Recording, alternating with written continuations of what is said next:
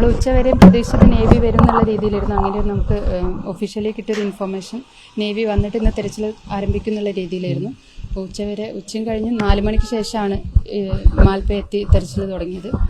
3 മണിക്കൂറിൻ്റെ ഉള്ളിൽ നടത്തിയിട്ട് നമുക്ക് 1-2 ഭാഗങ്ങൾ കിട്ടിയെന്ന് പറഞ്ഞു. അതിലൊരു ഭാഗം നമ്മുടെ ലോറി ടയർ ആണെന്ന് ഐഡൻറ്റിഫൈ ചെയ്തിട്ടുണ്ട്. ജാക്കി അങ്ങനെ എന്തോ.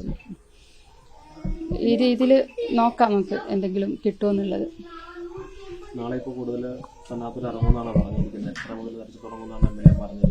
അതെ അതെ.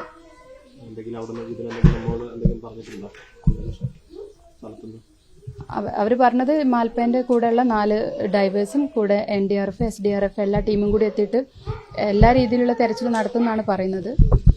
നമുക്ക് പ്രതീക്ഷിക്കാം എന്തെങ്കിലും കിട്ടുമെന്നുള്ളത്. കളക്ടർ ഇൻഫോം ചെയ്ത് ഞാൻ ഹസ്ബൻഡിനെ വിളിച്ചപ്പോഴാണ് കളക്ടർ ഇൻഫോം ചെയ്തത് നാളെ തെരച്ചിൽ തുടങ്ങും. മാൽപ്പ അടക്കമുള്ള സംഘം എത്തിയിട്ട് നാളെ തെരച്ചിൽ തുടങ്ങും എന്നുള്ള രീതിയിലാണ്. നേവിയും വന്നിട്ട് നാളെ തെരച്ചിൽ തുടങ്ങുമെന്നാണ് പറഞ്ഞത്.